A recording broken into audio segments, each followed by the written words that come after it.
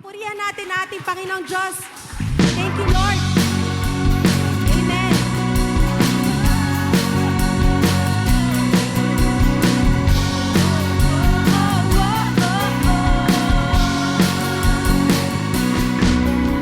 Nangamba sa kawalan, pagpapala mo'y laging daan, di matatakot sa panganib, pagkat naririyan ka palagi, di matitinag sa pagsubok. Ang pagsama mo'y siya at lubos, di magpipigil sa pag-awit, pagkat ikaw ay mabuti, pagkat ikaw ay mabuti. Sabay-sabay mo ang aming pastor, hindi magkukulang, sapat na at higit pa. Biyaya mo'y sagana at umaapaw, sapat na at higit pa. Sapat na sa lahat ko pangangailangan, higit pa sa lahat ko inaasahan. Wala na lang mahilig pa, pagkat ika'y sapat na, ika'y sapat na at higit pa.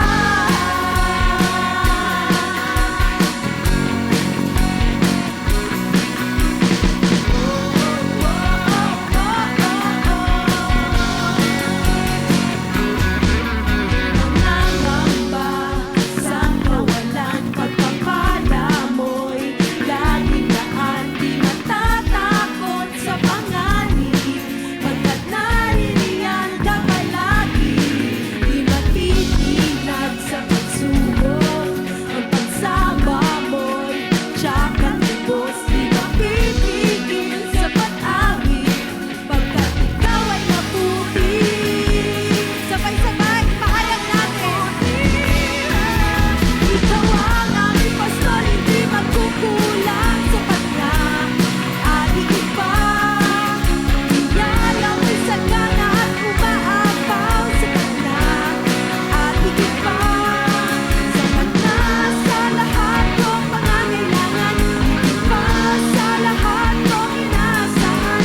Wala na lang mahilig pa, pagkat ika'y sapat na, ika'y sapat na at higit pa.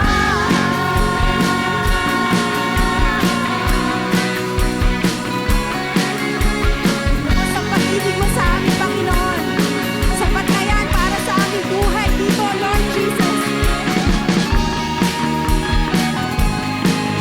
Dakila ang iyong pangalan. Hallelujah.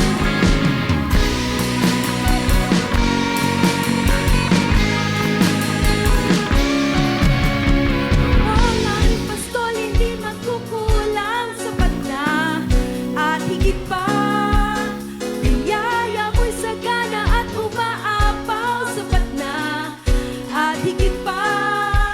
Sapat na sa lahat kong pangangailangan, higit pa sa lahat kong inaasahan.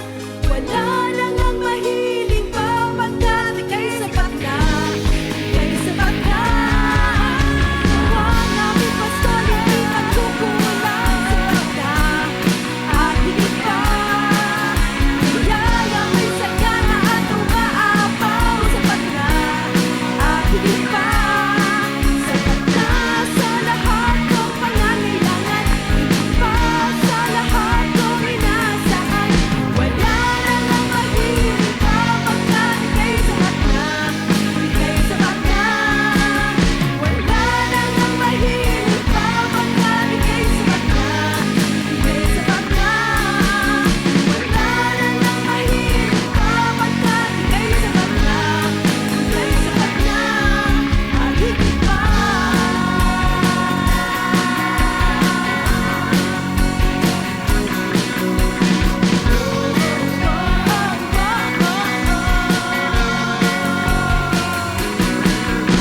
Palakpakan po natin ang ating Panginoong Diyos. Isang mapagpalang gabi po sa ating lahat. Welcome po sa Midweek Fellowship. Salamat po sa privilege na tayo ay sama-samang magpupuri at magpapasalamat sa ating Panginoong Jesus. Kaya mag-invite po tayo sa ating mga kakilala, kaibigan at kamag-anak para makapakinig po sila ng salita ng Diyos. Purihin po natin ang Panginoong Jesus. Hallelujah! Patuloy tayong pumalakpak at magpuri sa Panginoon. Lord Jesus, let us declare His goodness, His faithfulness. Hallelujah! Thank you, Jesus. Hallelujah! Your mercies are new every morning. Steadfast love will never end. Hope won't fade in the evening. Lord, how great is your faithfulness. Lord, how great is your faithfulness. Thank you, Jesus. Hallelujah, Lord.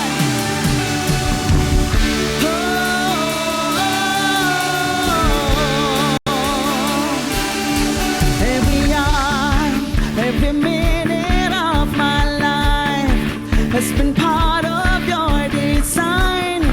For the whole world's in your hand. Amen. Every trial, every battle that I face, God, you've met me there with grace. Every heart I serve your plan. Through it all, you've been so, so good. Thank you, Jesus. Kept your word like you said you would. Your mercies are new every morning. Steadfast love will never end. His hope won't fade in the evening. Lord, how great is your faithfulness. Lord, how great is your faithfulness. Salamat, Panginoon. Hallelujah. Even now, looking back on where I've been, still as good as you were then. There's no limit to your love. Hallelujah, through it all, through it all. Yes, Jesus. Kept your word like you said you would. Oh, your mercies are new every morning. Steadfast love will never end. His hope won't fade in the evening. Lord, how great, thank you, Jesus. Lord, how great is your faithfulness.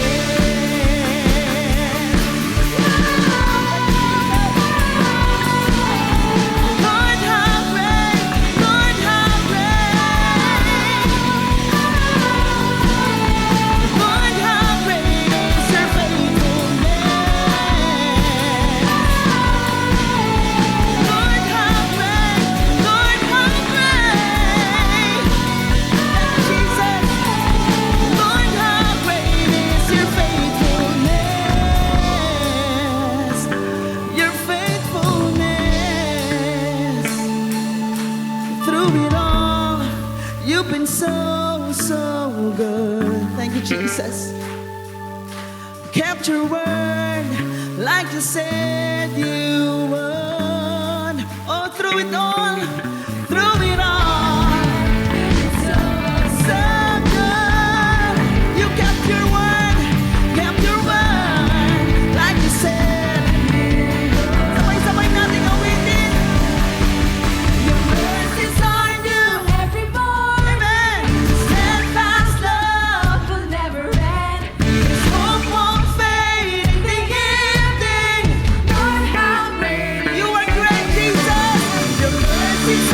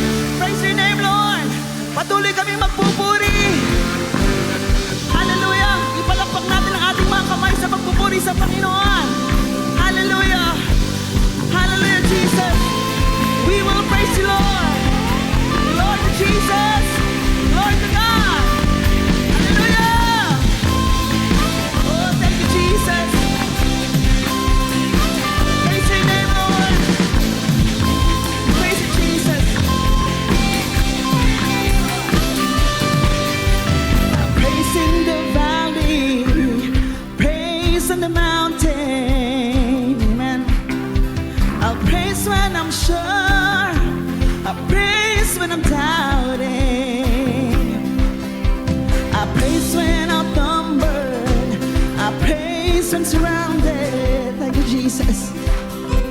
This praise is the waters my enemies drowning. As long as I'm breathing, I've got a reason to praise the Lord. Oh, praise you, Jesus. Praise the Lord. I praise when I feel it. Praise when I feel it. I praise when I don't. Amen, Lord. I praise 'cause I know you're still in control. My praise is a weapon. It's more than a sound, more than a sound. This praise is the shout that brings Jericho down. Oh, as long as we're breathing, as long as I'm breathing, I've got a reason to praise the Lord. Oh, praise the Lord. Praise the Lord. Oh, my soul. I won't be quiet. I won't be quiet. My God is alive.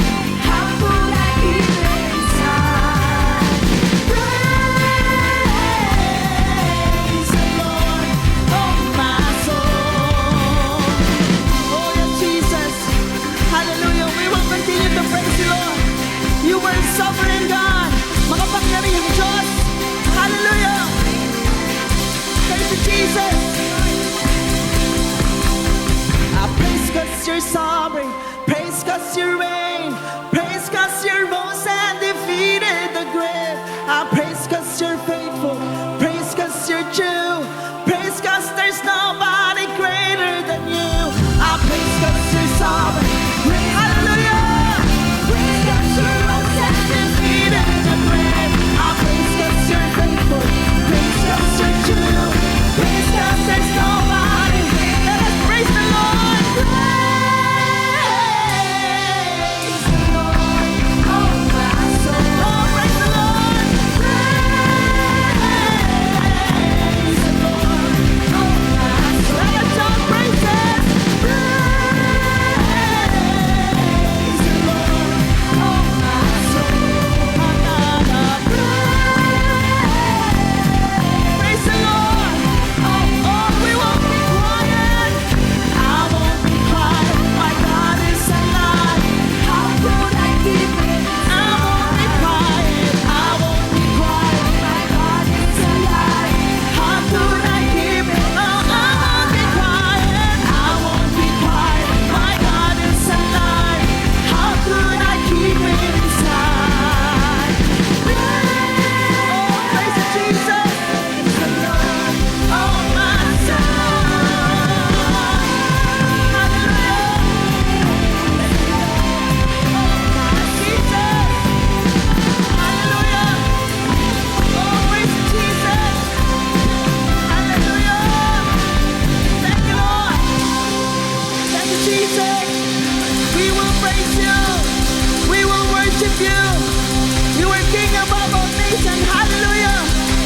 Jesus, salamat sa iyo, Panginoon. Hallelujah, praise to you, Jesus. Hallelujah, hallelujah. Glory to God, glory to Jesus. Magdiwang ang lahat ng nilikha. Hallelujah. Praise to you, Lord. Praise to you, Jesus. Hallelujah. Thank you, Lord. Thank you for your faithfulness. Salamat, Panginoon, sa katapatan mo. Salamat sa pag-ibig mo, Panginoong Jesus. Salamat sa buhay na ito, Lord God. We can freely worship you, Lord. Hallelujah. Salamat, salamat aming Diyos. Sa pagkakataong ito, Panginoon, i-enjoy namin ang presensya mo. Hallelujah. Thank you, Lord. Thank you, Jesus. Salamat, salamat aming Ama. Hallelujah. Hallelujah. Hallelujah, Jesus. Thank you, Lord, for your faithfulness. Tapat ka sa lahat ng pangako mo, Panginoon, na kailanman hindi mo kami iiwan, ni pababayaan man. Sapat ka, Panginoon, sa lahat ng mga pagkukulang namin, Panginoon. Alam namin, Lord Jesus, Ikaw yung nagpupuno nito, Panginoon. Hindi man kami karapat-dapat, Lord God, pero sa oras na ito, Lord, we want to worship you. We want to praise your name. Itaas ang pangalan mo, Panginoon. And we won't be quiet. Hindi kami, Panginoon, napipigil sa pagpupuri, sa pagpapahayag ng kabutihan mo sa oras na ito, Panginoon. Dahil mabuti ka sa lahat ng oras, mabuti ka sa lahat ng pagkakataon, Panginoon. Anumang pagsubok ang pagdaanan namin, Lord Jesus, we are victorious dahil kasama ka namin, Panginoon. Hallelujah, hallelujah, Jesus. Hallelujah, Lord. Patuloy kaming aawit.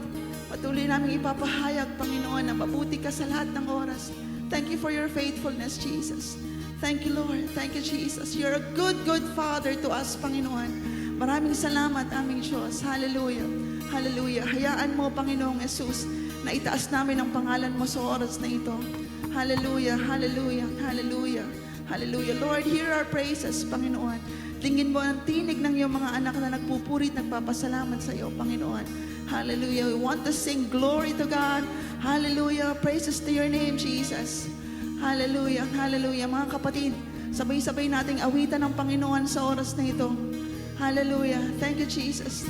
Thank you, Lord. Thank you, Lord. Ang lahat ng papuri at parangal sa iyo lamang namin inaalay, Panginoon. Thank you, Jesus. Thank you, Jesus. Hallelujah.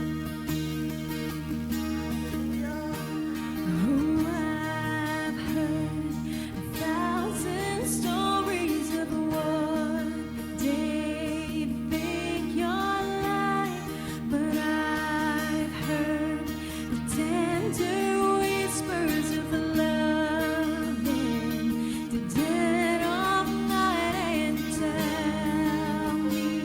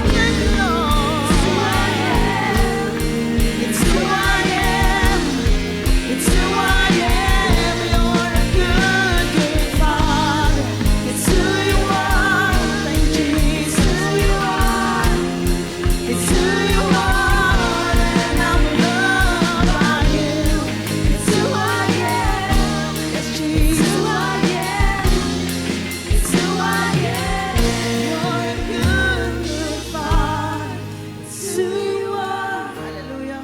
It's who you are. Yes, Jesus. It's who you are. And I'm loved by you. Thank you, Lord. It's who I am.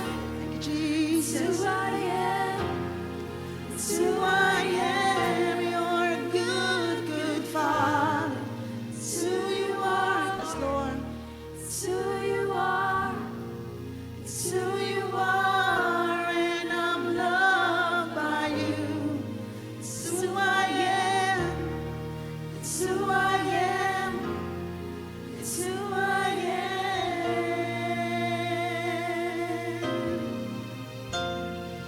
Oh, thank you, Jesus. Thank you for loving us, Lord. You were such a good, good Father. Hallelujah. Thank you for saving us, Lord. Thank you, Jesus. Thank you, Lord. Hallelujah. Thank you, Lord.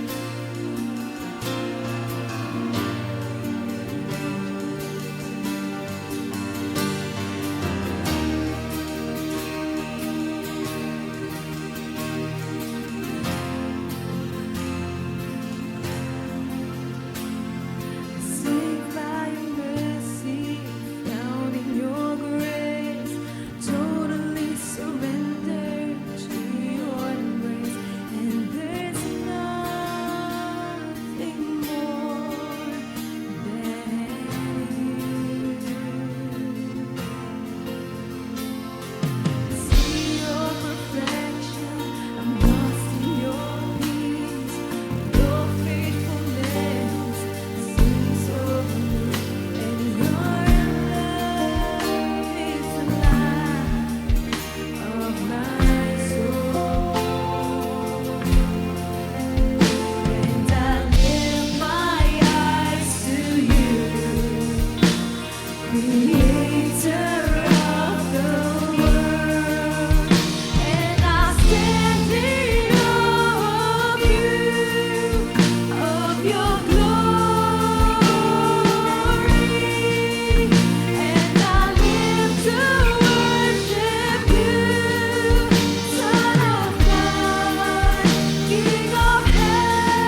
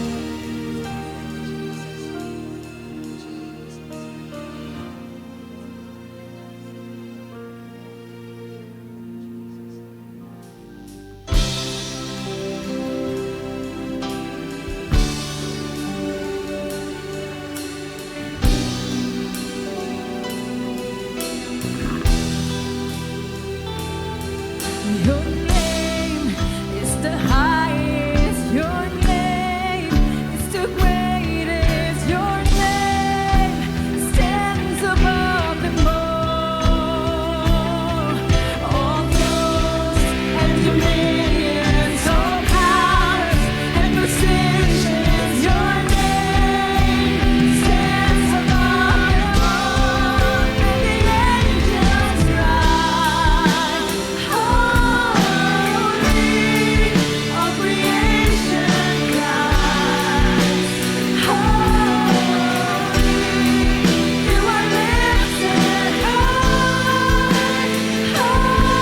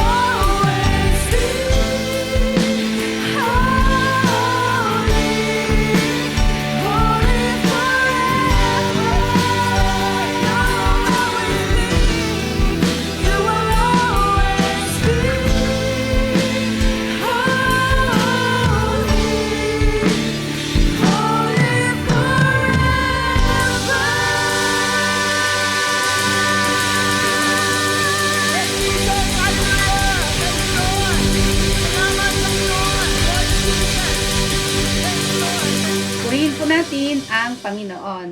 Alam ko po na naihanda na natin ang ating sarili sa mga awiting espiritual na ating inawit. At ngayon naman po, tayo ay dadako na sa pinakamahalagang parte ng ating gawain, ang pakikinig ng mabiyayang salita ng ating Panginoong Jesus sa series na Encountering Jesus in His Healing sa topic Deep and Mute Man na ibabahagi po ng ating kapatid na Sister Marisa Aldaba Aguilar. Purihin po natin ang Panginoong Jesus.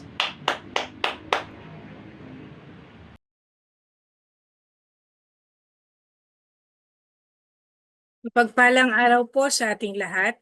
Sama-sama muna po tayong manalangin bago po tayo magpatuloy sa pag-aaral ng mga salita ng Diyos.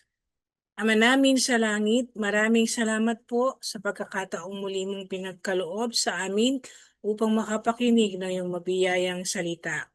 Dalangin po namin, Ama, na ang iyong banal na spirito ang siyang gumabay sa magpapahayag ng iyong mga salita. Gayon din po, Ama, sa lahat ng makakapakinig nito. Huwag mo pong ipahintulot, Ama, na mayroong maging hadlang sa aming sa ganap na pagkaunawa sa iyong mga salita upang mangyari ang iyong kalooban na ang mga salita mo ay magdulot ng ibayong biyaya sa aming lahat. Ito po, Ama, ang aming dalangin sa pangalan ng iyong anak na si Jesus, na aming Panginoon at tagapagligtas. Amen. Muli po ay isang mapagpalang araw sa ating lahat.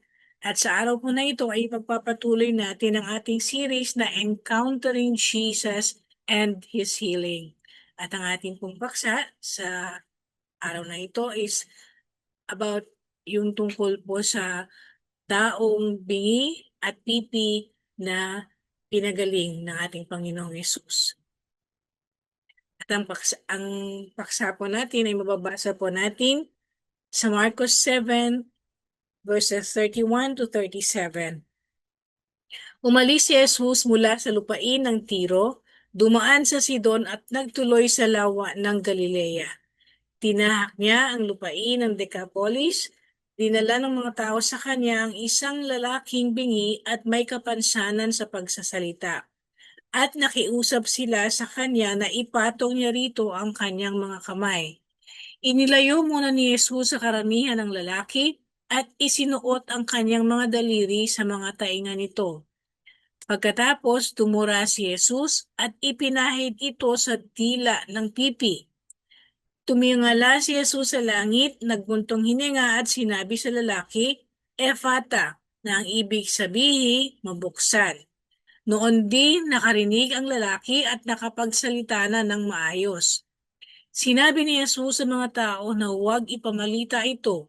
Ngunit habang pinagbabawalan niya ang mga tao, ay lalo naman nila itong ipinamamalita. Buong paghangang sinasabi nila, napakahusay ng lahat ng kanyang ginagawa. Binibigyan niya ng pandinig ang mga bingi at pinapagsalita ang mga pipi. Tingnan po natin kung ano yung highlights ng encounter na ito. So, sabi po ng salita ng Diyos, si Jesus po ay mula sa Tiro, siya ay naglakbay, dumaan sa Sidon, sa Sea of Galilee, hanggang siya makarating sa Decapolis.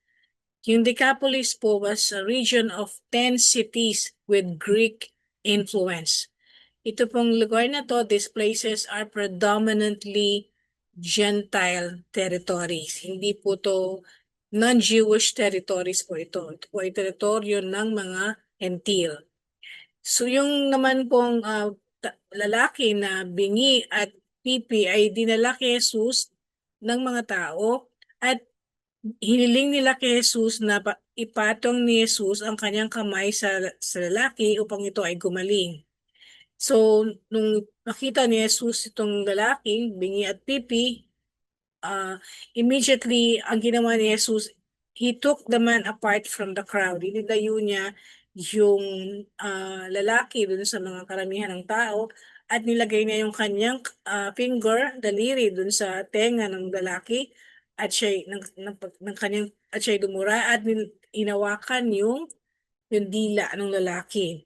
At pagkatapos noon siya ay nanalangin, he prayed, at tumingala siya sa langit, he looked to heaven, at sabi nga he groaned, and after which he made a direct and powerful command. Ang salita sinabi ng gate po ni Jesus, winika po ni Jesus yung salitang Ephphatha, na ito po ay Aramaic word na ang ibig sabihin ay be opened or mabuksan. At nung mabanggit po ni Jesus, nung sinabi po ni Jesus tong sa mga salitang ito, immediately yung na-open, nakarinig po. The man's ears were opened and his speech was restored. So, nakarinig na po yung lalaking bingi at yung kanyang pananalita ay naibalik. So, ang sabi ni Jesus doon sa mga taong nakakita doon sa himala, ay huwag ipamalita yung nakita nilang himala. Pero sa kabila nung command ni Jesus na huwag na manahimik yung mga tao, ang mga tao po ay hindi napigilan ang kanilang mga sarili at hindi sila nanahimik at ipinamalita po nila yung nangyaring himala. So ano po yung significance nung events na to and encounter? Ano po yung kahalagahan ng mga pangyayaring to? Sa encounter ni Jesus, the encounter between Jesus and the deaf and mute man. So, the fact that Jesus performed miracles in a predominantly non-Jewish territories, yung paggawa po ni Jesus ng himala sa lugar na hindi po sa mga lugar ng Hudyo, kundi lugar ng mga Hentil, nagpapakita po na Jesus broke cultural and social barriers by extending his ministry beyond the Jewish people. Na nagpapakita na yung ministry ni Jesus ay universal. Yung ministry ni Jesus dun sa Gentile regions, it signifies yung inclusivity of the gospel message, extending beyond ethnic and cultural boundaries. Ang ibig pong sabihin, pinakita po ni Jesus na ang salita ng Diyos ay hindi lang para sa mga Hudyo, kundi pati rin po sa mga Hentil. Ang salita ng Diyos ay para sa lahat. Dahil ang nais ng Diyos, ang lahat ay maligtas. Yung pagdala po ng mga tao, yung pong deaf and mute man na dinala ng tao kay Jesus, ito pong tao na to, sapagkat hindi po siya, he cannot communicate with people, hindi po siya maka-integrate doon sa society. So, nire-represent po nung taong bingi at pipi yung marginalized community at yung mga nangangailangan ng kagalingan. Pag sinabing marginalized communities, ito po yung mga tao, these are groups of people who face social, economic, and political disadvantages due to factors such as race, ethnicity, gender, sexual orientation, disability, or economic status. Yung himala po na ginawa ni Jesus, ito po ay lalong nagpapakita nung pagpapatibay nung role ni Jesus bilang manggagamot, as healer, and bilang miracle worker. And it also revealed the compassion of Jesus, his divine power, and the unique methods that he sometimes employed in doing his miracle. So, ito pong milagro na to, yung pagpapagaling ng dungi at pipi na lalaki, it fulfills the Old Testament prophecy of Isaiah about the Messiah who will bring healing and restoration na mababasa po sa Isaiah 35 verses 5 to 6. The eyes of the blind shall be opened, and the ears of the deaf unstopped. The tongue of the mute will sing for joy. Ano po ang significance of the events dito sa encounter na ito? Yung miraculous encounter po ni Jesus doon sa deaf and mute. Between Jesus and the deaf and mute man, it is a powerful reminder of Jesus' concern for those who are marginalized and overlooked. Pinakita po nito, pinaalala po sa atin ito kung gaano kalaki po, kalalim ang concern ni Jesus doon sa mga tao na kinonsider ng society na walang halaga, walang kabuluhan, at yung mga tao na ino-overlook, hindi binabaliwala ng society. So, the man's condition, yung condition po ng deaf and mute man, ito yung nag-isolate sa kanya sa society. Kasi nga, hindi siya makapag-communicate dahil siya ay bingi, dahil siya ay bingi at pipi. So, but, despite that, kay Jesus nakita ng deaf and mute man yung someone who hindi lang nakikita yung kanyang pangangailangan, kundi yung paglapit sa kanya, yung pagtulong sa kanya is in a personal and transformative touch. When Jesus healed the man, hindi lang po physical yung healing na tinanggap nung deaf and mute man. Yung interaction between yung nangyari pong himala nito, yung pagpapagaling ni Jesus dun sa lalaking bingi at pipi, it showed that yung healing ni Jesus, na ginagawa ni Jesus is not just physical healing.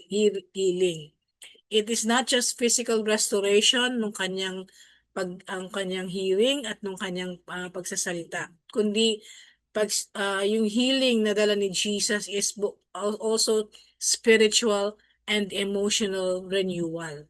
So yung pinakita po ni Jesus dito sa encounter na to, it highlighted the importance of intimacy in healing. Nakita po natin, nabasa po natin kanina na yung pag ginawa ni Jesus, he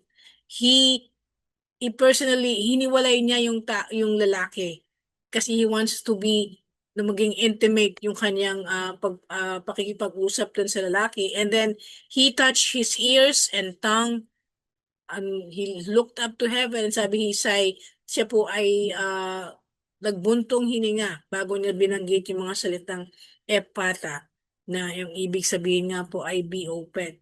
So, pinapakita po dito yung healing ni Jesus is very personal. Jesus heals in a personal way, and when you are healed by Jesus, hindi ka magkaroon ng transformation. So again, the healing that Jesus, the healing that the deaf and mute man experienced with Jesus is not just about physical restoration ng kanyang sight at ng kanyang hearing, kundi ito din ay nagdulot ng spiritual and emotional renewal doon sa deaf and mute man. So, yung command ni Jesus, yung sinabi ni Jesus na epata, na ang ibig sabihin ay mabuksan, pinapakita po dito yung authority ng salita ni Jesus para mangyari yung kagalingan. When Jesus said those words, immediately, nung banggitin ni Jesus, nung bigkasin ni Jesus yung mga salitang epata, na ang ibig sabihin nga po ay mabuksan, immediately, the man was able to hear. And yung speech impediment niya ay nawala. Yung opening of the man's ears and the restoration of his speech signify total healing and restoration to full participation in the community. Sabi nga natin kanina, dahil doon sa kapansanan ng lalaki na siya ay bingi at pipi, wala siyang communication sa society. So na-isolate siya sa society. Hindi siya nakapag-integrate sa society dahil nga doon sa kanyang kapansanan. Pero nung siya ay pinagaling ni Jesus, hindi lang physical ang naging kanyang kagalingan. Hindi lang ang nangyari sa kanya ay total healing. Yung nagkaroon siya ng physical healing, tsaka emotional and spiritual healing. At dahil din po doon, na-restore din yung kanyang participation sa community na kanyang kinabibilangan. Dahil ngayon ay pwede na siyang makarinig at pwede na rin siyang magsalita, express yung kanyang nalalaman o kanyang gustong sabihin dahil siya nga po ay nakapagsasalita na. Nakikita rin po natin na Jesus ordered the people who witnessed the miracle not to tell anyone. Pero dahil nga po yung mga tao, they were amazed, nagulat sila, namangha sila doon sa himala na ginawa ni Jesus. The more that Jesus ordered them not to tell anyone, the more they want to proclaim it wherever they go. Parang ganun din po sa panahon natin ngayon, tayo po na mga nakakaranas ng mga himala sa buhay natin, hindi rin po natin mapipigilan ang ating mga sarili na ipahayag yung kabutihan, yung mga nakaka-amaze na ginagawa ng Diyos sa ating mga buhay. So, yung instruction po ni Jesus na huwag sabihin ng mga nag-witness ng miracle, yung nangyaring miracle, it is common po in Mark's Gospel, and this is known as the Messianic secret. It reflects the desire of Jesus to avoid misunderstanding about his mission and to control the timing and nature of the revelation of his identity. Jesus did not want the people to be confused very early about his role as the Messiah whom they were waiting. Yung reaction naman po ng tao na kahit na sinabi ni Jesus daw huwag ipamalita pero ipinamalita nila, it underscores the extraordinary nature of Jesus' miracle na hindi pwedeng nag-cause ng amazement doon sa mga tao, and dahil po dito, the people who witnessed the miracle, they recognized the divine authority of Jesus, so they were not able to contain their excitement to talk about the amazing miracle. So, kaya po ng mga nauna nating mga pag-aaral sa mga pagpapagaling na ginawa ni Jesus, dito po sa ating paksa sa gabing ito tungkol dun sa pagpapagaling ni Jesus sa deaf and mute man, marami din pong mensahe ang Diyos na gusto niyang iparating sa atin. Gusto niyang i-reflect natin at para meron po tayong mga matutunang aral na pwede po natin i-apply sa ating mga buhay para kung meron man po dapat mabago sa ating mga buhay, kung meron dapat itama, kung meron dapat ituwid, ito po ay magawa natin sa pamamagitan na rin po sa mensahe na matututunan natin sa bawat salita ng Diyos na ating napapakinggan. At sa Sa gabi pong ito, ano ba yung aalamin natin kung ano ba yung mga mensahe ng Diyos na nais niyang i-reflect natin sa pamamagitan po ng encounter na to at yung aral na nais niyang matutunan natin. So what are the reflections and lessons from the healing of the deaf and mute man?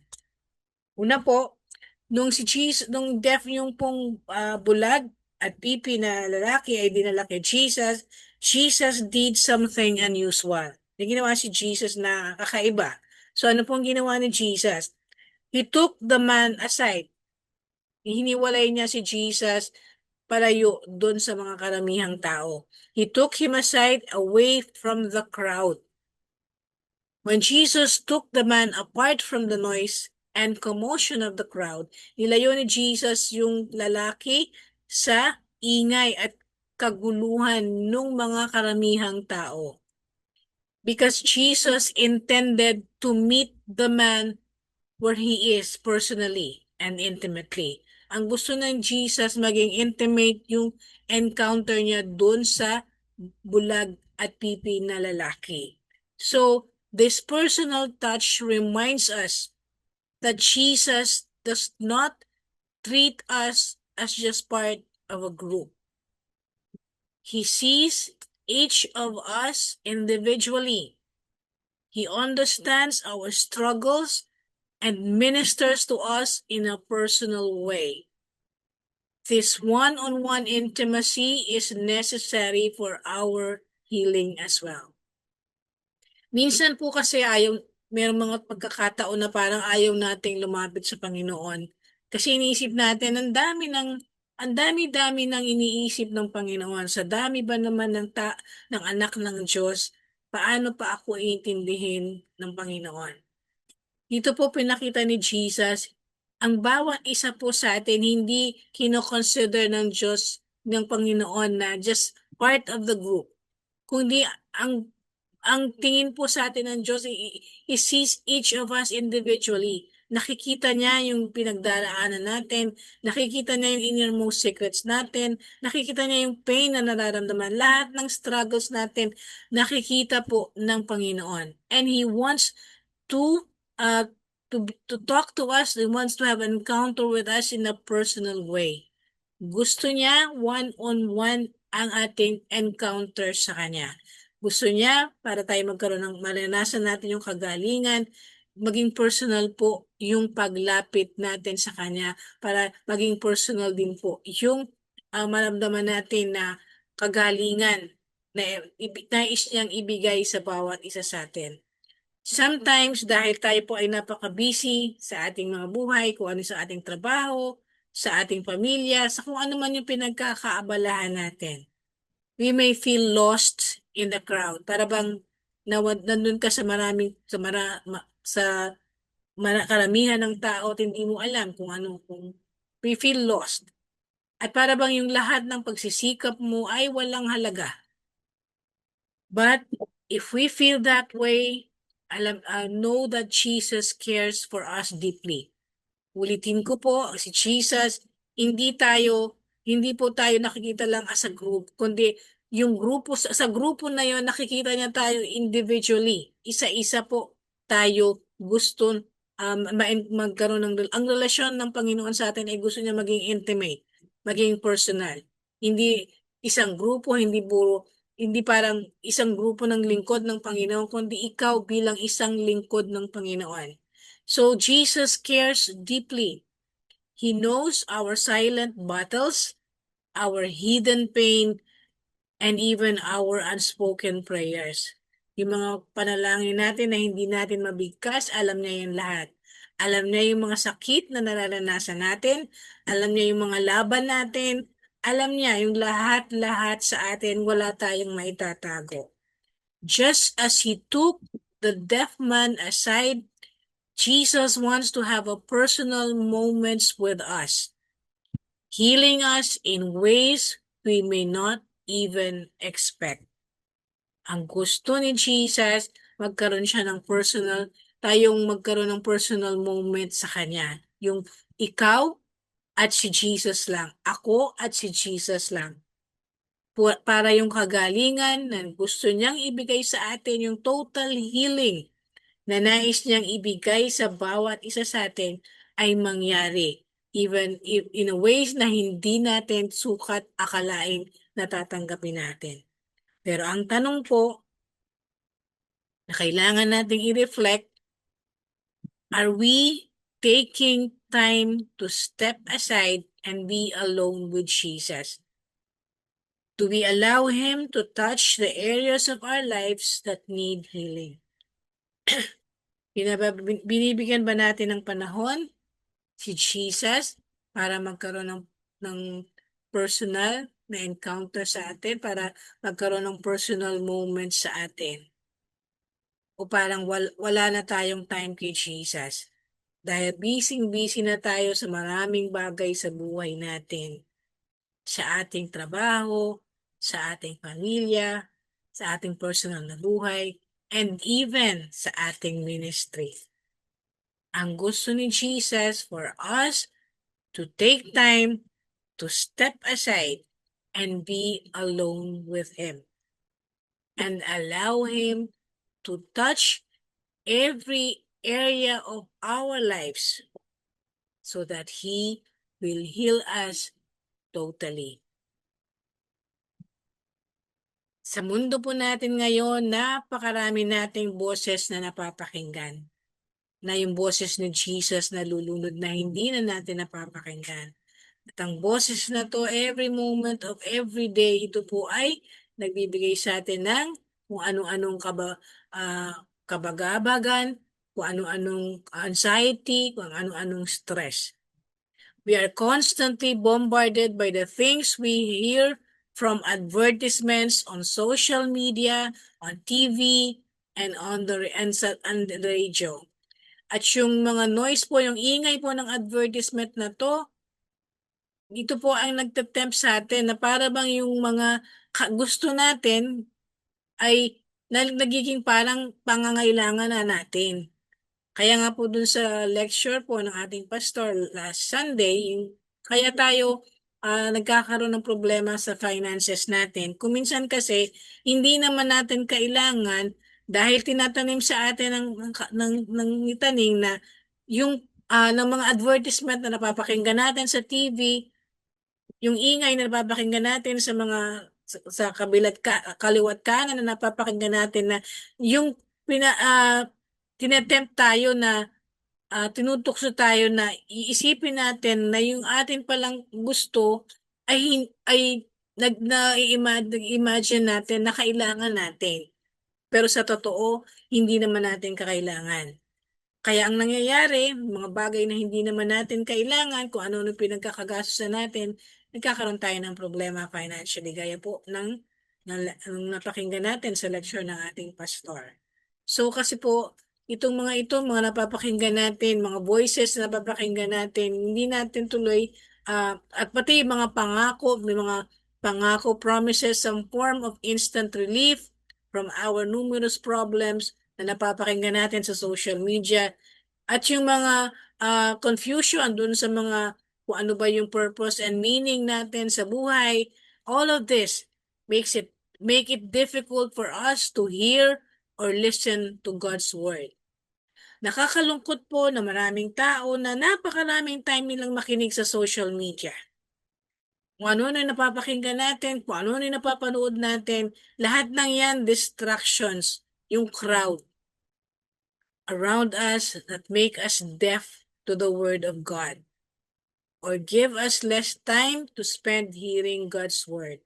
So, nangyayari po dahil mas abala tayo sa pakikinig dun sa mga boses na nandito sa mundong ito, yung sa boses na napapakinggan natin sa social media, either we do not hear God's word kasi wala na tayong time, mas gusto pa natin pakinggan yung sinasabi ng mundong ito, or we hear it in a distorted ways.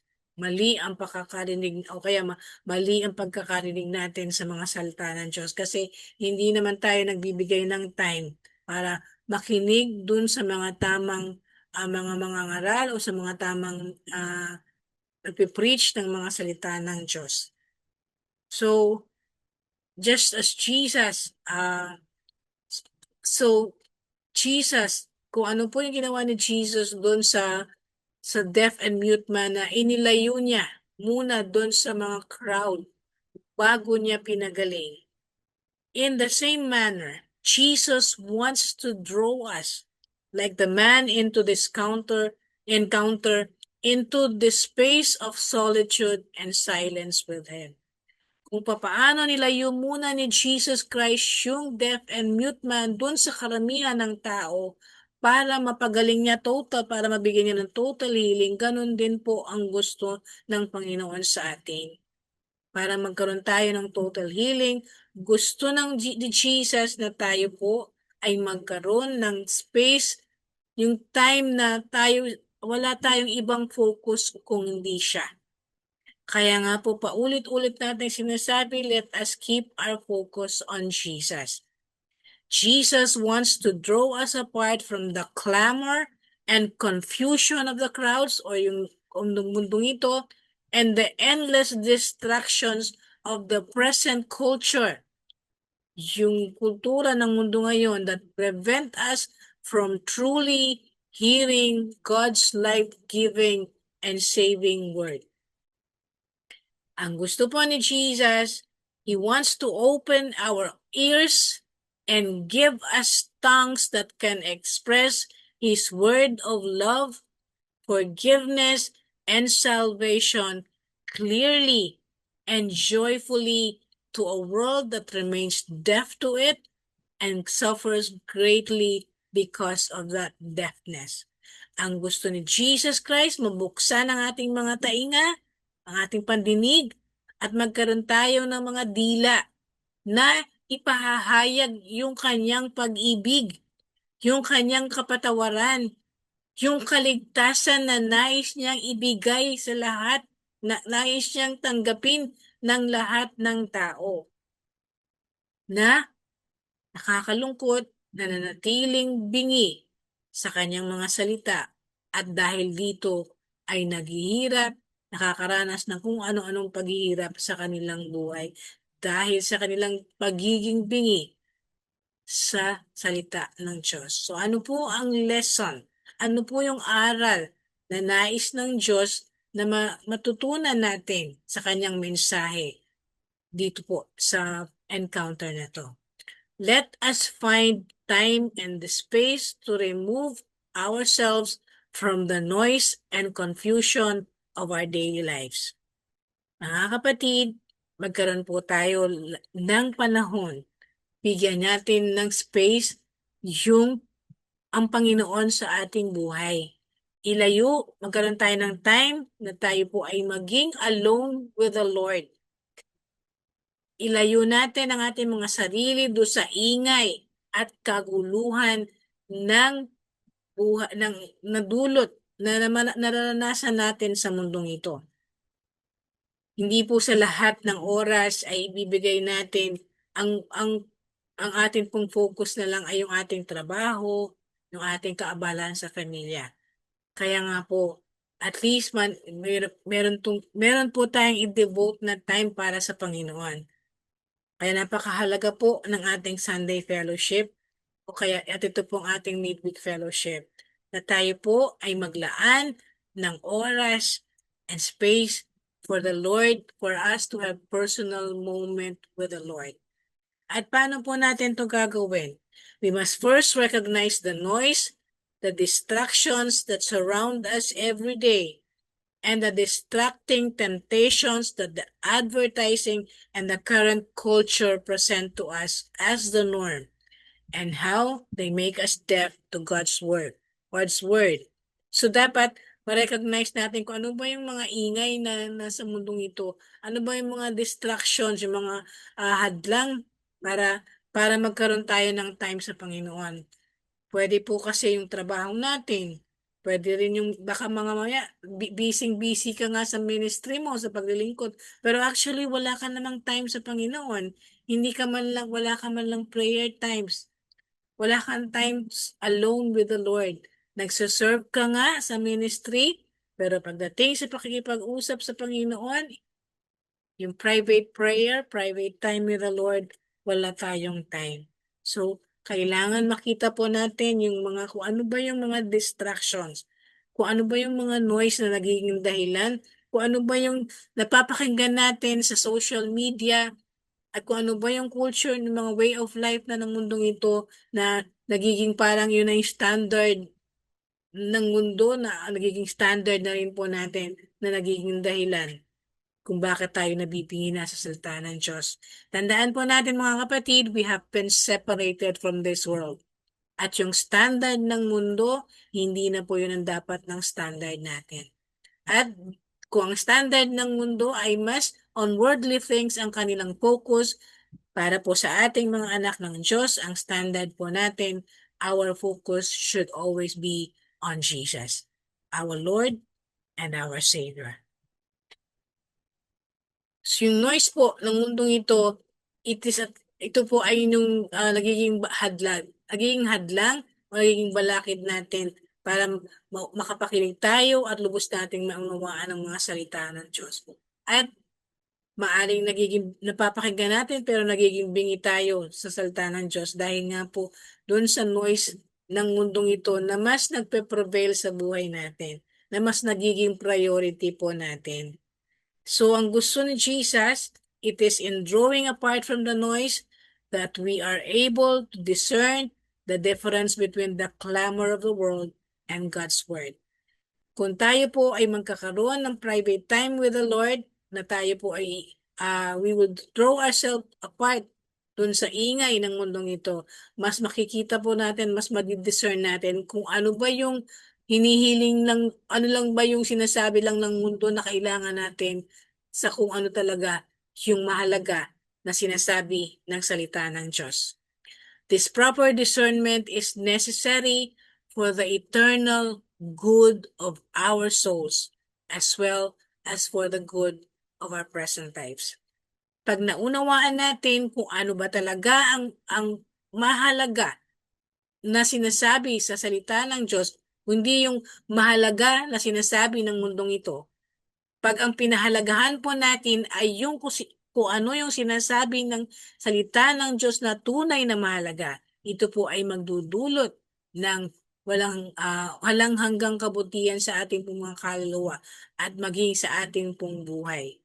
Dahil ang ating pong pagsisikapan at ang dudulot po sa atin ng kagalakan ay yung paggawa, yung pag-pursue ng mga bagay na kalugod-lugod sa Diyos. So we need to draw apart to places of solitude and silence where we can have the focus and the quiet that is necessary to hear what God is speaking into our hearts every moment of every day, to hear and understand what He is saying to us in the Scriptures. Kailangan po tayo magkaroon ng private time with the Lord. When we are alone with the Lord, wala na yung ingay ng mundong ito. Kay Jesus lang ang focus natin. Para malaman natin kung ano ba yung gusto ng Diyos na para sa ating mga buhay. Kung gusto niyang iwatig sa atin, gusto niyang mangyari sa ating mga buhay para mapakinggan natin at maunawaan natin yung sinasabi sa kanyang banal na kasulatan. We need to draw apart to be with Him alone so that we can experience the real depths of communion that God desires to have with us. The art of solitude and silence is necessary for the well-being of our hearts, minds, and soul. Kung hindi po tayo magkakaroon ng private time with the Lord in prayer and in reading the Bible, hindi po natin mararanasan yung sinasabing, yung gusto ng Diyos na mangyari sa ating mga buhay, yung buhay na ganap at kasaya-saya.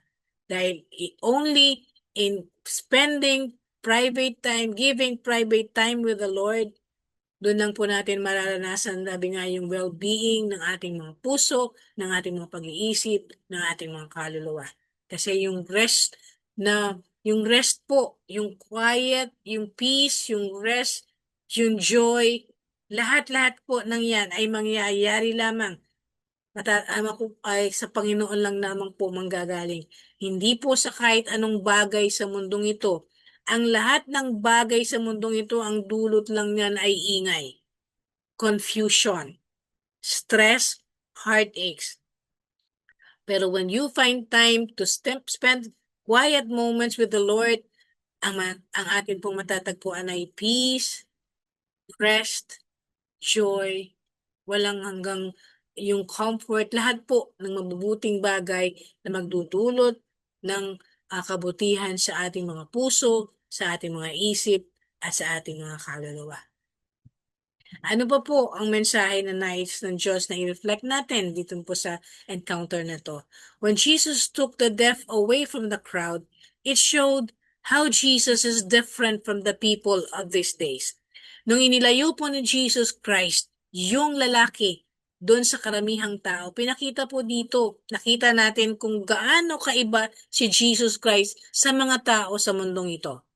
Si Jesus Christ po hindi kagaya ng mga celebrity, hindi kagaya ng mga politicians sa mundong ito who relies on the number of people who applaud for him.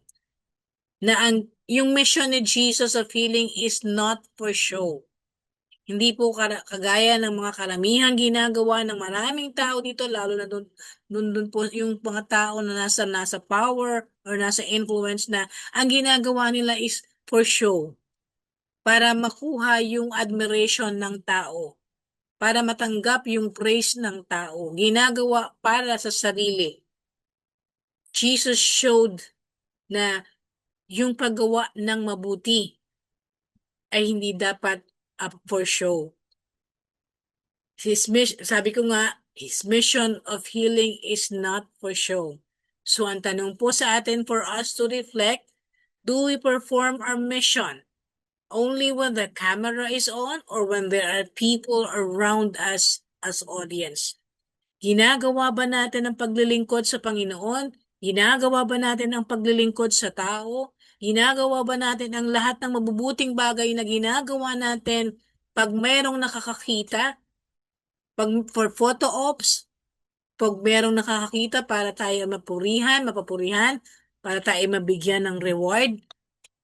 So, ang lesson po na gusto ng Panginoon na matutunan natin dito, let us make Jesus the only audience that we should desire to please in everything we do, and let everything we do be done for the glory of God, as Jesus did during his earthly ministry.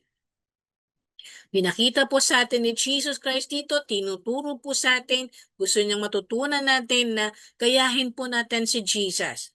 Isa lamang po ang audience na gugustuhin natin dapat i-please sa lahat ng ginagawa natin dito. Kung si Jesus Christ po ay nandito sa lupa, isa lang ang audience na gusto niyang i-please. At yun ay ang Ama natin sa langit. Ganon din po ang gusto niya sa atin ngayon. When we do something good, when we serve Him, when we serve the people, whatever, saan man tayo nilagay ng Diyos, anuman yung, kung saan ka man nilagay ng Diyos, anuman yung tungkulin na dapat mong gampanin, do it for Jesus alone, for God alone, and do it for the glory of God. Ang sabi nga sa 1 Corinto 10:31, kaya nga, kung kayo'y kumakain o umiinom o anuman ang ginagawa ninyo, gawin ninyo ang lahat sa ikararangal ng Diyos. As sa Colossians 3:17, at anuman ninyong gagawin o sasabihin, gawin ninyong lahat sa pangalan ng Panginoong Hesus at sa pamamagitan niya'y magpasalamat kayo sa Diyos Ama. So again, the message that God wants, another message that God wants for us, that God is revealing to us through this miracle is for us to be like Jesus. Ang lesson po sa atin, isa lang ang audience na ating ipiplease sa lahat ng ating ginagawa habang nandito tayo sa lupa. And that is the Lord. And whatever we will do it for the glory of God. Not for anything, not for our praise, not for any reward, but for the glory of God. At ano pa po ang gusto ng Panginoon na message na ipahayag sa atin? Yung companions po or deaf-mute man set an example for us to follow. Yung mga tao po na nagdala dun sa deaf and mute man kay Jesus, pinakita po sa atin yung halimbawa na dapat nating sundin bilang mga alagad ni Kristo. Yung mga tao po who brought Jesus, who brought the man to Jesus, they brought the man to Jesus because they were deeply concerned about the physical distress of the man. Dinala nila yung lalaki kay Jesus dahil sila ay sobra yung kanilang concern doon sa lalaki na naghihirap dahil sa kanyang kondisyon na siya ay bingi at siya ay pipi, na siya ay isolated sa society dahil sa kanyang kapansanan. Hindi lang po sila na huminto doon sa sila ay naawa. Kasi pwedeng naawa ka pero wala kang ginawa. Kasi yung compassion dapat naawa ka, may empathy ka, may compassion ka, pero may gagawin ka. At yun po exactly what the people who brought the man to Jesus did. They did not just stop pitying the man, but they begged Jesus to lay his hands upon him to heal him. Hindi lang po nagtapos yung kanilang naawa sila dun sa lalaki, kundi dinala nila yung lalaki kay Jesus, and he asked Jesus to lay his hands, ipatong ni Jesus ang kamay niya dun sa lalaki para ito ay gumaling. So ano po ang lesson for us? Ano yung aral para sa atin? As we reflect on the many good things that have happened in our lives because some people cared so much for us that they brought us to Jesus. May we also be instrumental in leading others to Christ, in bringing others to Christ, and be the kind of people God uses to perform miracles in other people's lives. Tuwing aalalahanin natin kung ano ba yung maraming mabubuting bagay na ini-enjoy natin ngayon. Dahil may mga tao na nagmahal sa atin, mga nauna sa atin, sa ating community, mga taong ginamit ng Diyos na nagmalasakit sa atin at dinala tayo kay Jesus. Dinala tayo sa community para makakinig ng salita ng Diyos, para makilala si Jesus at tanggapin siya bilang Panginoon at tagapagligtas. Kung paano naaalala natin yung mga mabubuting bagay na ni-enjoy natin ngayon dahil sa mga taong to.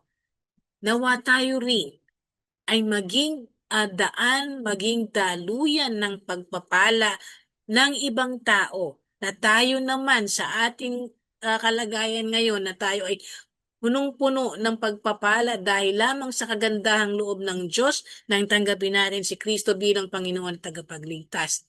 Bilang pasasalamat sa Diyos, bilang pasasalamat dun sa buhay na ating ini-enjoy ngayon, tayo naman po ang maging daan para may mga tao na madala natin kay Kristo. Nang sa gayon, yung buhay na ini-enjoy natin ay hindi lang tayong mag-enjoy, kundi yung mga tao na dadalhin din natin kay Kristo. Lagi po nating tatandaan, hindi tayo naligtas para sa ating mga sarili lamang. Tayo po ay naligtas para tayo naman ang maging daluyan, tayo naman ang maging daan para maggamit ng Diyos na maging instrumento para sa kaligtasan ng iba.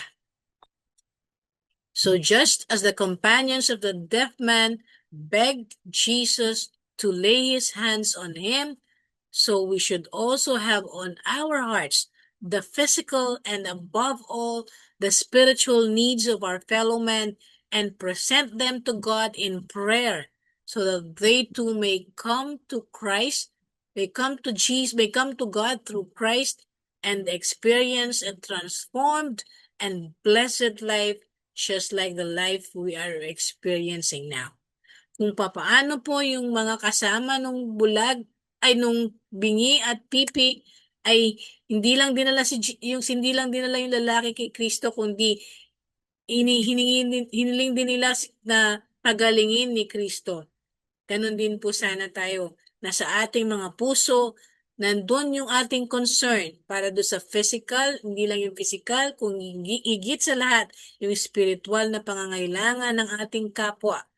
At i-present natin itong pangangailangan nila sa Panginoon sa pamamagitan ng panalangin.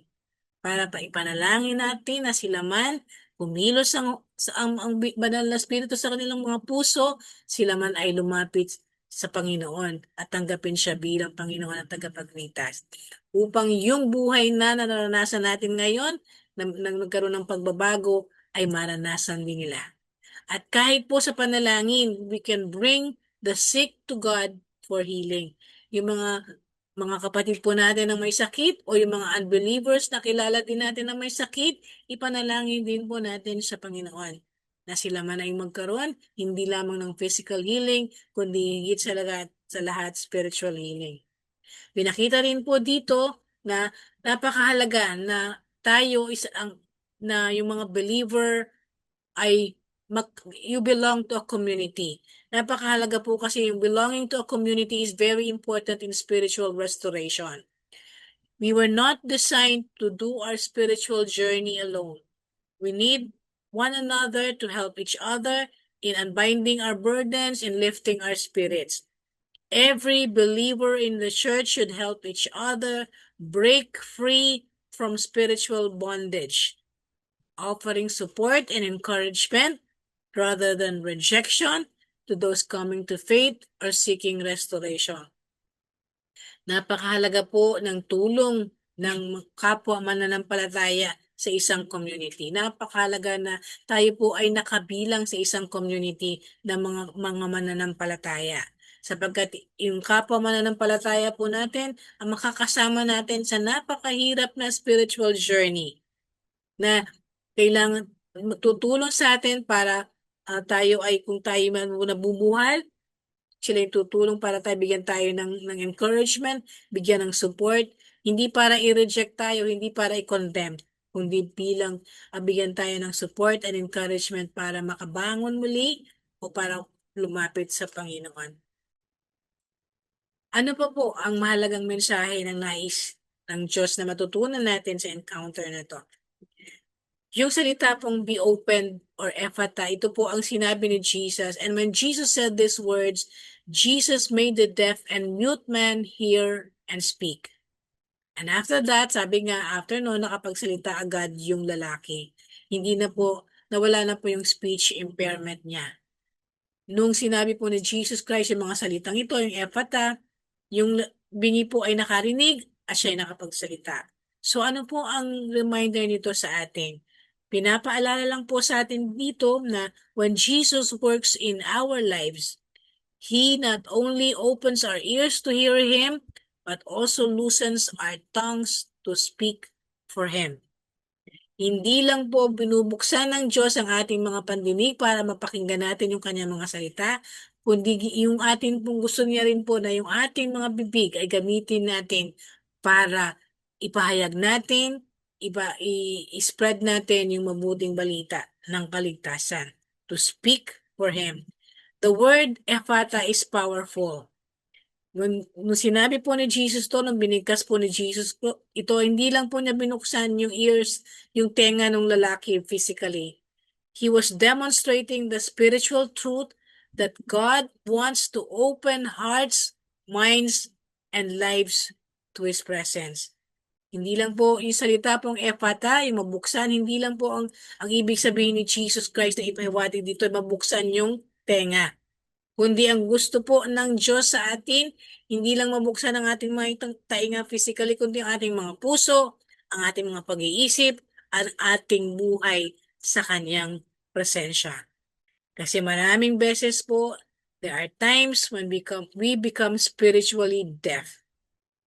Mga kakataon na tayo po ay nakakarinig physically, pero spiritually hindi natin masyadong naiintindihan o iniintindi yung mensahe ng Panginoon.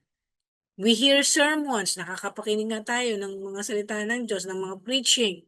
Nagbabasa tayo ng Bible. We listen to wise advice of fellow believers, pero nananatiling sarado ang ating mga puso. Dahil siguro, meron tayong mga dinaramdam, we may have wounds, meron tayong disappointments, meron tayong pagdududa that make us resistant to God's voice. Pag nanaig po sa atin yung mga pinagdadaanan natin na mga sufferings, iniisip natin, nakafocus tayo doon sa mga pinagdadaanan natin na mga wounds, mga disappointments, mga pagdududa, we will be resistant. Kahit napapakinggan nga natin yung mga salita ng Diyos, hindi natin inauunawaan, hindi tinatanggap natin, hindi nagkakaroon ng transformation sa atin na dapat sana ay dulot ng pakikinig ng salita ng Diyos. So like the deaf man, we need Jesus to say to us, be open. Kung papaano yung deaf man ay nakapakinig, nabuksan ang tenga nung mapakinggan niya yung sinabi ni Jesus, yung ephata, hilingin din natin kay Jesus na tayo man, sa tulong ng kanyang banal na spirito, ay mabuksan. Binigyan po tayo ng Diyos ng dalawang tenga para makapakinig at ang isang bibig para magsalita. God gave us 2 ears for hearing and a mouth for speaking. Ang tanong, paano ba natin ginagamit yung ating pandinig? Yung tenga natin. Ano ba yung napapakinggan natin? Yung voices. What voices do we hear? Do we hear the voices of this world or the voice of Jesus? What kind of words do we utter? Yung atin pong bibig, paano natin ginagamit? Ano yung mga salitang namumutawi sa ating mga bibig? Many times, people use their organs, their sense organs such as ears and mouth to commit sin and thereby separate us from God. Maraming beses ang maraming tao ginagamit yung binigay ng Diyos na pandinig at yung mouth para magkasala, na siya naging dahilan para tayo nalalayo sa Panginoon. Sabi po, pag daw po, kung ang gagamitin natin yung ating pandinig, yung ating tenga, at yung ating bibig sa pagkakasala, mas mabuti pa raw po na tayo ay maging bingi at pipi na lang. Pero ano po bang klaseng mundo ang magiging mundo natin kung hindi tayo nakakapakinig at hindi tayo nakapagsasalita? Hindi po yun ang nais ng Diyos para sa atin. Hindi po yun ang ibig sabihin ng isang buhay na ganap at kasaya-saya. Many times we are deaf and we cannot hear God calling us to repent and go back to Him. Maraming beses, kahit tayo mga Kristiyano na, nabibingi tayo o nagbibingi-bingihan tayo pag nakagawa tayo ng mali at gusto ng Diyos na itama natin yung pagkakamali natin, nagbibingi-bingihan tayo. Oh, God is a God of many chances. Napakabuti po ng Diyos na sa kabila ng maraming beses na binibigo pa rin natin siya, tinatanggap pa rin niya tayo. Pero nais niya po na tayo ay magpakumbaba at lumapit sa Kanya to repent and turn away from sins. Many times we are mute and we cannot speak the word of God to others or even to witness for His generosity to us. Nakakalungkot, maraming mga Kristiyano na nakaranas ng maraming mabubuting bagay, magagandang bagay sa buhay nila dahil sa kanilang relasyon kay Kristo, dahil sa kanilang pagiging anak ng Diyos. Pero na hindi man lang nila magawa na i-share yung mabubuting bagay or mag-witness dun sa kagandahang loob ng Diyos. Nagagawa nilang purihin ang ibang tao na nakatulong sa kanila, pero na hindi nila magawa na i-share yung tunay na source ng lahat ng mabubuting bagay na kanilang ine-enjoy. The advancement of science has allowed people with hearing and speech impediments to live normally. But the spiritually deaf can hear but do not understand. Yung advancement po ng siyensya, dahil po sa advancement ng science, pwede na pong natulungan yung mga tao na bingi para makarinig, mga hearing aid. And yung mga speech na may mga problema po sa pagsasalita, natutulungan na rin sila sa mga sign language para sila ay makapag-express. Pero po, mayroong ibang klase ng kabingihan na mahirap mapagaling ng siyensa at hindi mapapagaling ng siyensa. Ito po yung spiritual deafness. Dahil although nakakarinig sila, pero hindi nila nauunawaan yung sa mga salita ng Diyos dahil sarado ang kanilang mga puso. Only the Holy Spirit can help them. Ganyan din po, pwedeng merong kang bibig, pero kung ginagamit mo naman to speak evil, rather than courageously proclaim the goodness of the Lord, hindi po ito kalugod-lugod sa Diyos at hindi po ito, wala pong kabuluhan yung magkaroon ka ng, nakapagsasalita ka nga pero ginagamit mo naman yung pagsasalita mo para speak evil.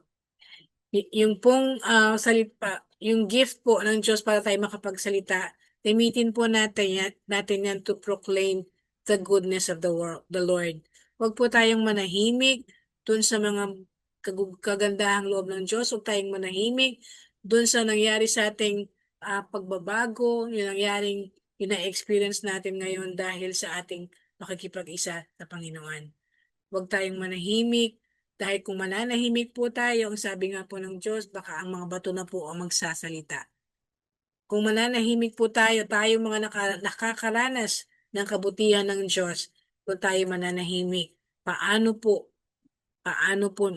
mararanasan ng iba yung paano mangyayari yung yung kalooban ng Diyos na ang lahat ay maligtas. So ano po ang lesson para sa atin?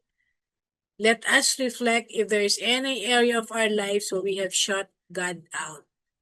Tingnan po natin, isipin natin, magnilay po tayo. Baka may mga area sa buhay natin na ini-etchapuara natin ng Diyos. O Lord, eto yung sige maglilingkod ako sa'yo. Pero yung financial aspect ng area ng buhay ko, akin lang muna yon. Hindi muna ako doon ko muna gagamitin yon sa mga bagay na pangangailangan ko dito sa mundong ito. Hindi na muna ako magtutulong sa pangangailangan ng church. O kaya naman pwedeng yung trabaho, yung mga relationship mo, yung relationship mo, naglilingkod ka nga sa Panginoon pero hindi mo naman inaayos yung relationship mo sa pamilya mo o kaya sa coworker mo o kaya even pwede rin o kaya sa ibang tao, sa mga non-believer. Ang nangyayari po doon, nilalayo, sinasarado mo ang area na yon ng buhay mo sa Panginoon. So, if you are struggling to hear His guidance, His comfort, or His correction, kung nahihirapan ka na pakinggan yung patnubay ng Diyos, yung patnubay ng banal na Espiritu, yung comfort niya sa buhay mo tuwing nakakaranas ka ng pagsubok, o kaya yung kapagtatama niya, parang hindi mo matanggap na nadidiscern mo na tinuturo sa'yo ng Diyos na baguhin mo na talikuran mo na yung ginagawa mo ngayon, pero you refuse to obey. If you are struggling in faith, pray that Jesus will open your heart to His voice and His will. Manalangin ka sa Panginoon na nawa buksan niya yung puso mo, na sana maging receptive ka dun sa kanyang guidance, dun sa kanyang correction. At mapakinggan mo lang ay yung kanyang boses at yung kanyang kalooban. Pray that Jesus will do the same thing to us so we can hear His voice and open our mouth to spread the greatness and mercy of God to others. Ipanalangin mo din kapatid, kung ikaw ay nandyan yung hesitation mo, na ikaw man ay share mo yung good news of salvation, mag-pray ka sa Panginoon. Ang Diyos po napakabuti. Pag humingi ka sa Kanya na ayon sa Kanyang kalooban. At sigurado pong ayon sa kalooban ng Diyos na i-share natin yung gospel. Kung ikaw man ay mahiyain, wala kang lakas ng loob, kapatid, ang dami pong mga mahiyain, dating mga mahiyain, mga believers na ngayon nakakapag-share boldly the Word of God. Isa na po ako doon. Kung hihilingin natin sa Panginoon, the Lord will grant our prayer. Siguradong sigurado po. Dahil yun po ang kalooban sa atin ng Panginoon. For us to open our mouth, to spread the greatness and mercy of God to others para tayo po ang maging daan para sila man ay makakilala kay Kristo at tanggapin siya bilang Panginoon at tagapagligtas.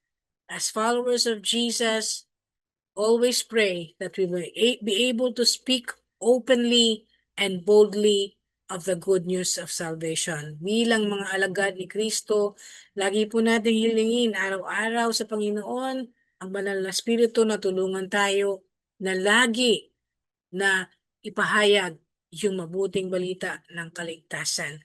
Kahit saan man tayo maparoon, kahit masaan man, sino man yung ma-encounter natin, for us to be able to have the wisdom to openly and boldly proclaim the good news of salvation. So mga kapatid, yung condition po ng deaf and mute man may be compared to our spiritual lives. How often are we spiritually deaf, unable to hear God's voice amidst the noise of the world? Sa gabi pong ito, mag-reflect po tayo. Gaano ba kadalas na tayo po ay pingi sa pakikinig sa boses ng Diyos dahil mas napapakinggan natin yung ingay ng mundong ito? How often do we remain silent when we should be speaking words of encouragement, truth, or faith? Gaano ba kadalas na nananahimik tayo? Sa panahong dapat sana,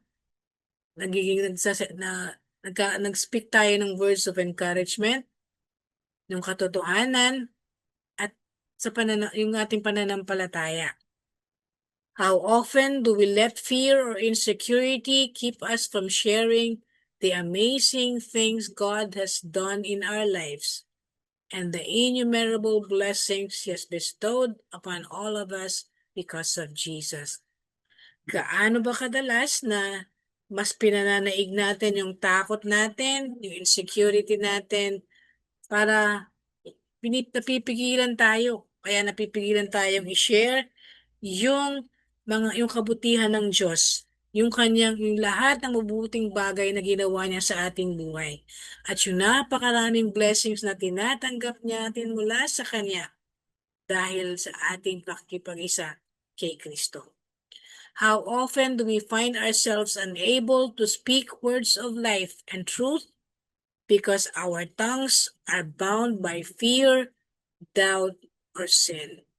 Gaano ba kadalas na hindi natin maipahayag yung yung katotohanan tungkol sa buhay na walang hanggan, yung katotohanan tungkol sa buhay na ino-offer ni Jesus Christ, yung buhay na ganap at kasiyasiya sa lupa at buhay na walang hanggan. Pagdating natin po sa pagtapos ng ating earthly journey, dahil ang ating mga dila ay natatali sa takot, sa pagdududa, at sa kasalanan. How often do we hesitate to share to others about God's offer of free gift of salvation to Jesus, which transformed our lives? Gaano ba kadalas na nag-hesitate tayo na i-share yung mabuting balita ng kaligtasan na sa pamamagitan ni Jesus na siyang naging dahilan kung bakit nabago ang ating mga buhay? Yung command po ni Jesus na Ephphatha, be open, is an invitation to all of us to allow Him to open our ears to His guidance and to loosen our tongues so that we may speak His truth boldly and lovingly. Yung sinabi po ni Jesus doon sa lalaking bulag, sa lalaking bingi at pipi na Ephphatha o mabuksan, hindi lang po ito command doon sa lalaki.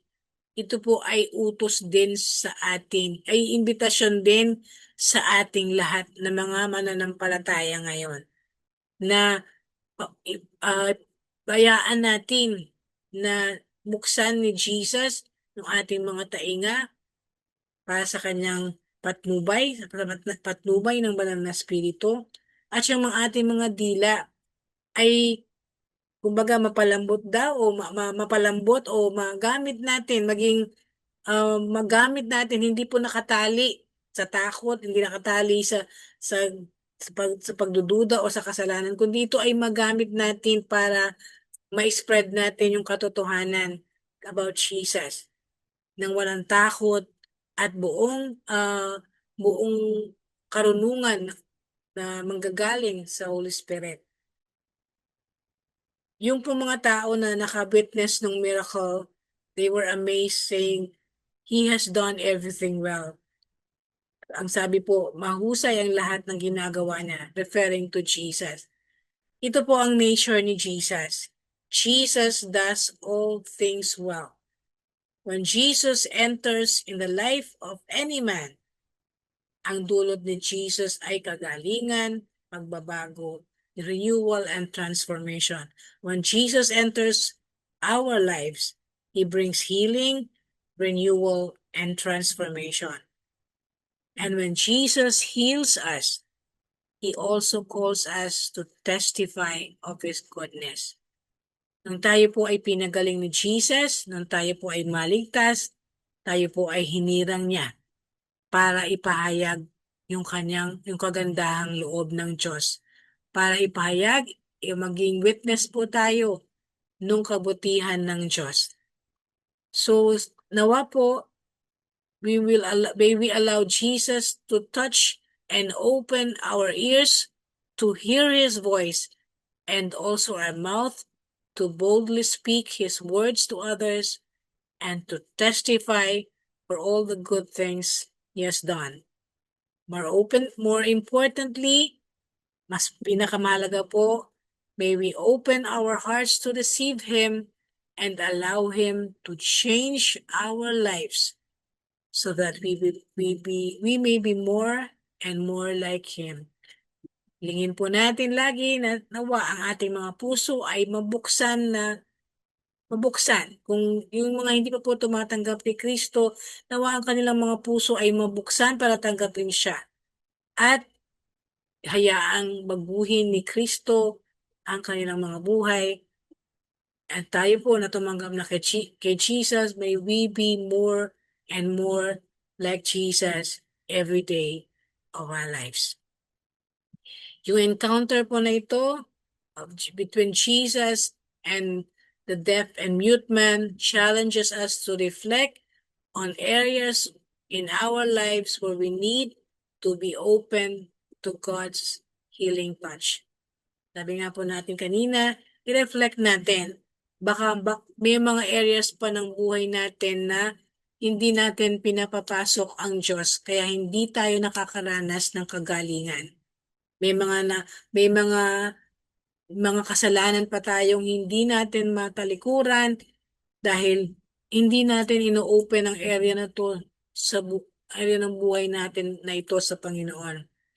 Are there times where we have been deaf to His calling or silent when we should have spoken out? If you feel spiritually deaf, let Jesus open your ears to His voice.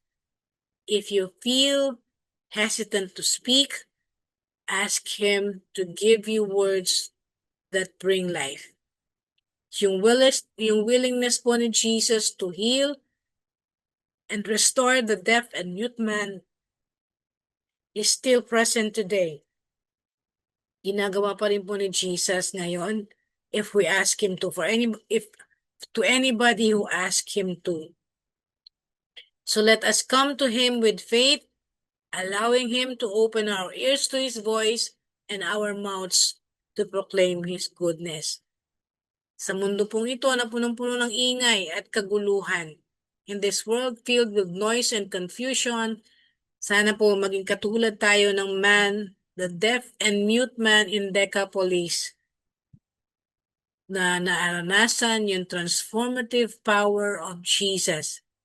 And may we declare with joy, He has done everything well. Nawa po, yung kagandahang loob ng Diyos will enable us, may His grace, enable us to use our voices wisely. Nawa po yung mga tinig natin ay gamitin natin na kung ano yung gusto ng Diyos na paraan ng paggamit natin. Yung buong, yung karunungan, na may karunungan na nanggagaling sa Diyos. Para we will build others up, we will share God's love, and we will proclaim His power. And nawa, lahat po tayo na nakikinig ngayon, o lahat po ng mga mananampalataya, may we all experience, kahit po, nawa, lahat din po ng hindi pa, nawa yung mga hindi pa nananampalataya kay Jesus Christ ay sa pamamagitan din po ng mga mananampalataya na mag-share nga ng mabuting balita ng kaligtasan, may we all experience the power of Ephphatha in our lives, being open to God's work and boldly declaring His goodness. Tunay nga po na napakabuti ng Panginoon na lagi na lang po sa pamamagitan ng kanyang mga salita ay tinuturuan tayo kung paano tayo dapat mamuhay. Nawa po sa gabing ito, sa ating pakikinig ng kanyang mga salita, ang bawat isa po sa atin ay tumimo sa ating mga puso at isipan ng kanyang mga salita. At hindi lang po natin ito napakinggan, kundi ito ay isabuhay po natin. Dahil paulit-ulit po nating napapakinggan, tayo po ang dapat na maging asin at ilaw ng mundong ito.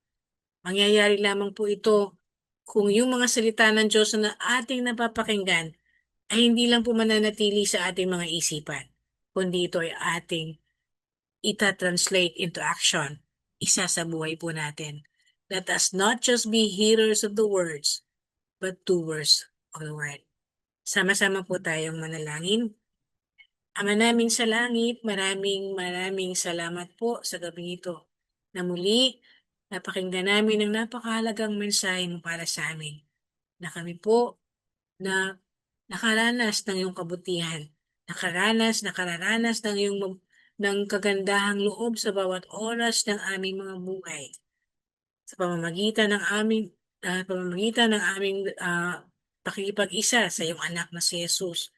Ama, dalangin po namin na nawa kami ay lagi, ang aming mga pagdinig ay laging nakabukas para madinig yung mga aral, yung mga turo, yung wisdom na galing sa iyo, Ama.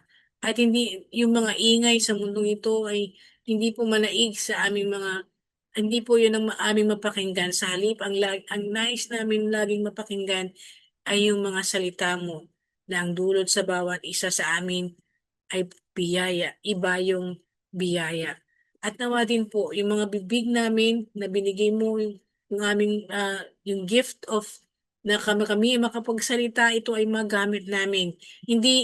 Not to speak evil, not to speak anything bad, not to speak na harm to others, na hindi maging pagmula ng kahit anong hindi mabuting salita, kundi ang bawat salita na mumutawi sa aming mga bibig ay yun lamang pong manggagaling sa iyo, yung magpapahayag ng mabuting balita ng kaligtasan, yung papahayag ng yung kabutihan, ng yung napakadakilang pag-ibig, upang sa pamamagitan ng aming pag-share ng iyong kabutihan, ng iyong kagandahang loob, ng iyong offer of free gift of salvation, kami ang maging daan upang ang marami pang tao ang tumanggap sa iyong anak na si Jesus bilang Panginoon na tagapagligtas. Maraming salamat po, Ama. Naway patuloy kaming tulungan ng iyong banal na Espiritu na ang bawat salita na mapapakinggan namin ay hindi lang manatili sa aming mga isipan, kundi ito ay maisabuhay ng bawat isa sa amin. Nang sa gayon, kami ay tunay na maging asin at ilaw ng mundong ito at buhay na patotoo na kami ay tapat na lingkod ng iyong anak na si Jesus. Ito po ang aming dalangin, Ama, sa pangalan ng iyong anak na si Jesus, na aming Panginoon, tagapagligtas. Amen. God bless us all po.